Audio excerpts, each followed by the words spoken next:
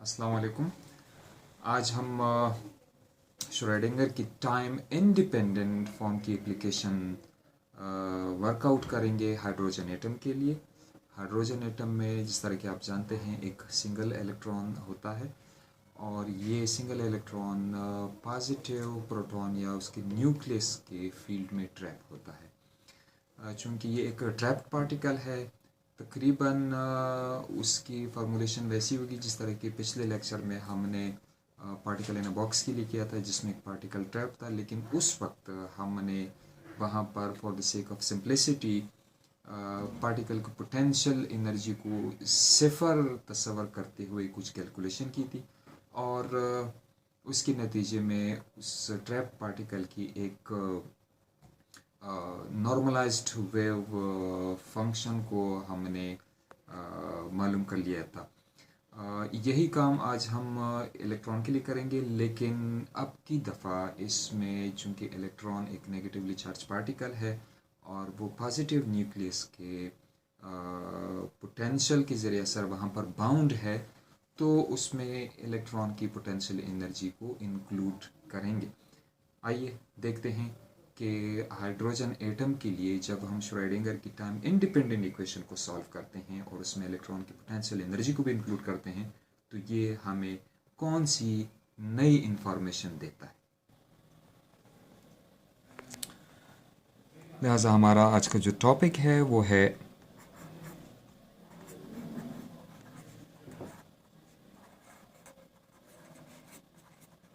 Schrödinger's equation for hydrogen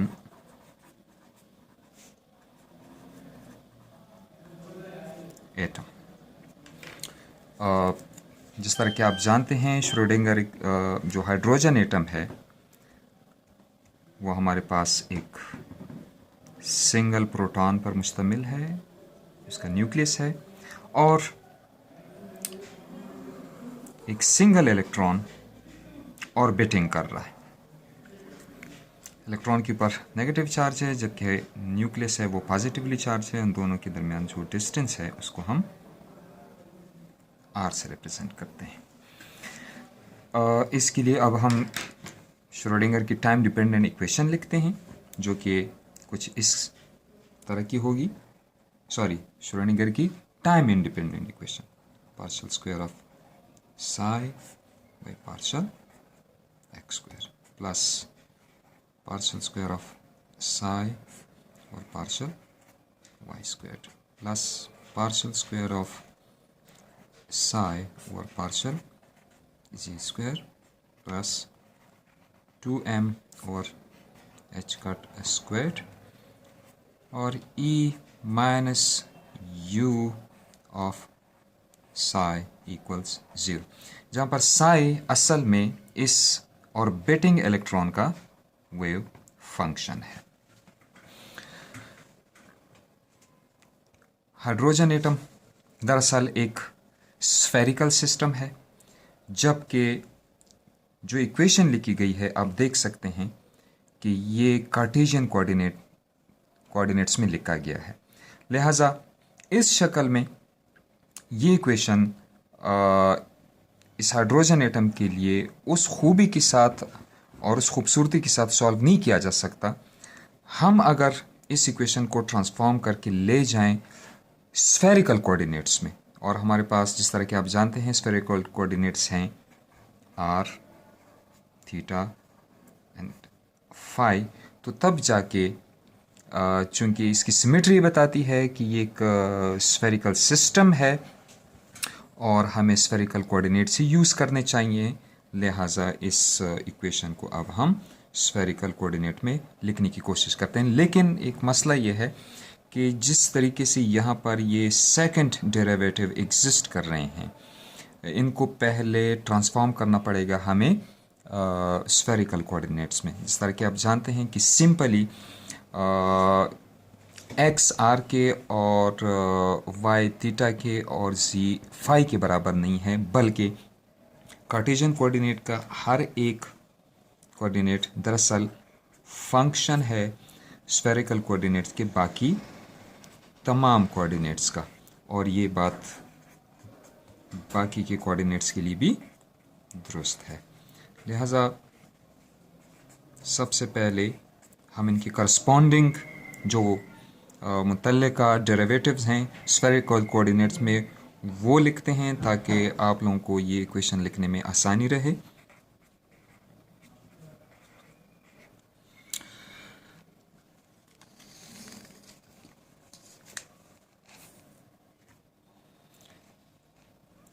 अब हम ये देखते हैं कि कार्टेशियन कोऑर्डिनेट्स में ये derivative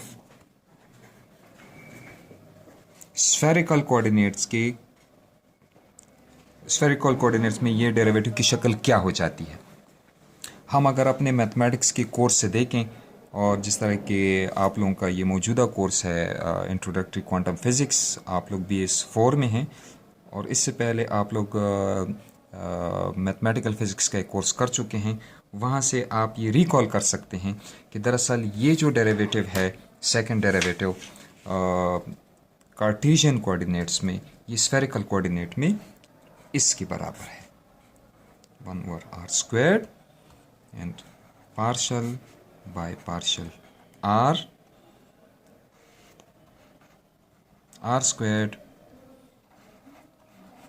partial psi by partial r। जबकि y के लिहाज से जो दूसरा डेरिवेटिव है वो कुछ इस किस्म का है 1/r² sine of theta partial by partial theta sine of theta and partial of psi by partial theta. z के लिहाज से जो डेरिवेटिव है दूसरा डेरिवेटिव वो कुछ इस किस्म का है 1/r² sine squared theta partial square of psi by partial phi squared. तो अब जो डेरिवेटिव्स हैं वो हम उस वाली इक्वेशन में सब्स्टिट्यूट करते हैं और देखते हैं कि श्रोडिंगर इक्वेशन की शक्ल क्या बनती है।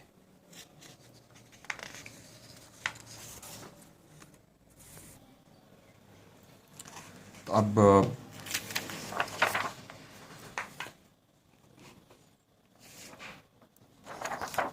इस वाली इक्वेशन में वो तीन डेरिवेटिव डाल देते हैं और देखते हैं कि इक्वेशन की क्या शक्ल आती है।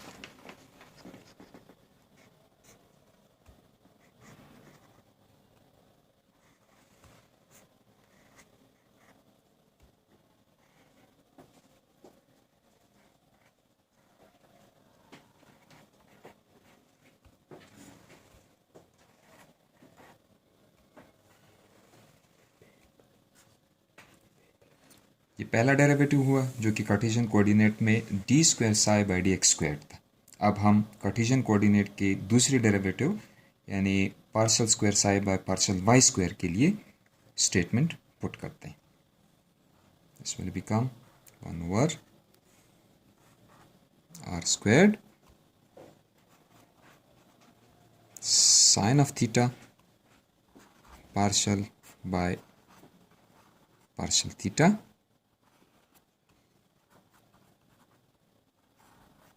Sign theta partial psi by partial theta. और अब हम तीसरा डेरिवेटिव जो कि ये वाला डेरिवेटिव है इसके लिए यहाँ पर सब्स्टिट्यूट कर देते हैं।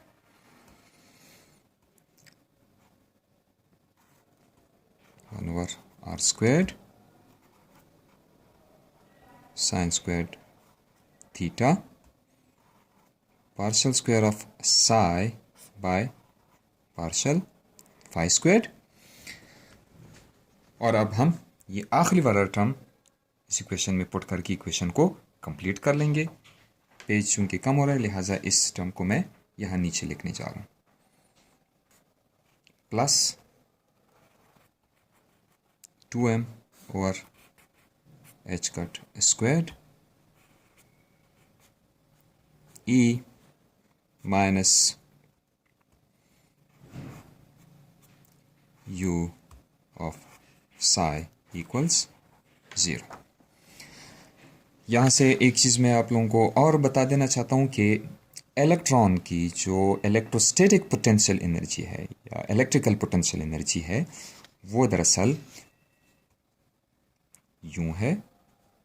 आप लोग इसको रिकॉल कर सकते हैं, जो कोर्स आप लोगों ने पढ़ा है इलेक्ट्रिसिटी और मैग्नेटिज्म के नाम से, उससे आप रिकॉल कर सकते हैं कि वो दरअसल -1/4 pi epsilon naught and e squared by r के बराबर थी। लिहाजा इलेक्ट्रॉन की पोटेंशियल एनर्जी अब हम इस वाले यू के लिए यहाँ पर सब्स्टिट्यूट करके इस इक्वेशन को कंप्लीट कर देते हैं। आपके सामने ये इक्वेशन एक दफ़ा मैं फिर लिखने जा रहा हूँ। 1/r squared partial by partial r squared partial of psi by partial r plus 1/r squared sine of theta and partial by partial theta sine of theta partial psi over partial theta plus 1/r squared sine squared theta partial square of psi by partial phi squared plus अब ये वाली term मैं यहाँ लिख रहा हूँ 2m over h cut squared e यहाँ का ये माइनस इस वाले माइनस के साथ प्लस हो जाएगा और इसको मैं यूँ लिख सकता हूँ plus e squared over 4 pi epsilon not r of psi equals 0।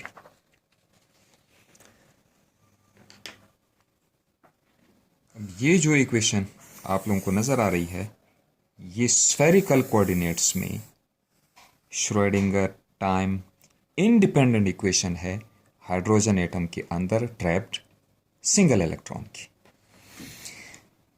आप देख सकते हैं कि ये 3 वेरिएबल्स में एक पार्शियल डिफरेंशियल इक्वेशन है और जो डिफरेंशियल इक्वेशन के हमारे पास लिटरेचर या थ्योरी है उसमें इस किस्म की इक्वेशन की सलूशन के लिए कुछ टेक्निक्स वज़ा की गई हैं। अब हम देखते हैं कि वो कौन सी टेक्निक यहाँ पर अप्लाई हो सकती है और इसके सलूशन से हमें क्या नए इंफॉर्मेशन या क्या नए नताइज मिल सकते हैं।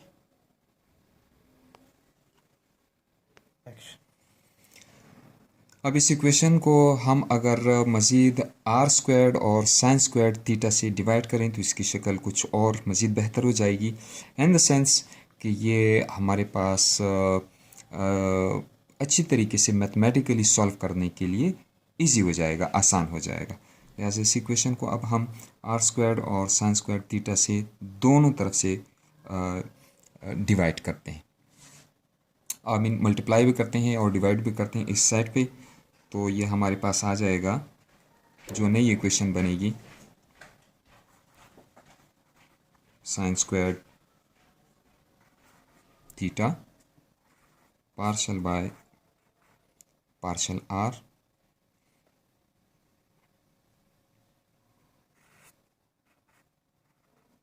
Squared partial psi by partial r plus sine of theta partial by partial theta sine of theta partial psi by partial theta plus partial squared of psi by partial phi squared plus 2m over h cut squared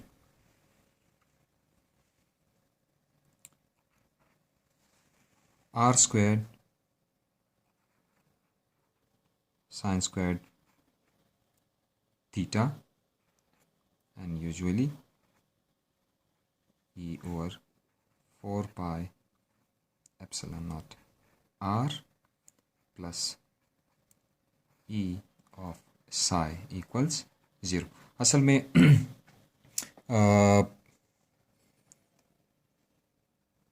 equation के दोनों sides को जब हमने इस वाले term से multiply किया है, यहाँ पर मैं आपकी सहूलत के लिए लिख देता हूँ आर स्क्वायर्ड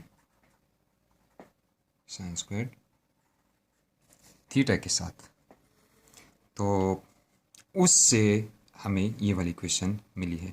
आप अगर ये देखें यहाँ पर जब ये इससे मल्टीप्लाई होता है तो ये आर इस आर को और ये साइन स्क्वायर थीटा फिर यहाँ पर आया है, partial by partial r usually अपनी जगह पे है, r square partial psi by partial r अपनी जगह पे है। दूसरी वाली टर्म में अगर आप देखें कि ये वाला आर स्क्वायर इस वाले आर स्क्वायर के साथ कैंसिल हो जाता है, ये एक साइन थीटा यहाँ एक के साथ, तो आपके पास सिर्फ साइन ऑफ थीटा बचता है। बाकी partial by partial theta sine theta partial psi by partial theta sine theta partial psi by partial theta as it is मौजूद है। तीसरी वाली टर्म पे जब हम आते हैं तो उसमें ये पूरे का पूरा ये कट जाता है, ये वाला r square sine square theta के साथ कैंसिल आउट हो जाता है, हमारे पास सिर्फ ये एक डेरिवेटिव बचता है। अब इस इक्वेशन को मैं आप लोगों के सामने ज़रा साफ़ सुथरे अंदाज में लिख लूँ ताकि देखने में और याद रखने में आसानी हो।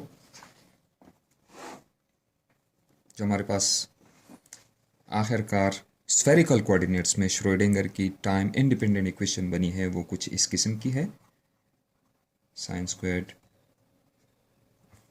Theta partial by partial r squared partial psi by partial r plus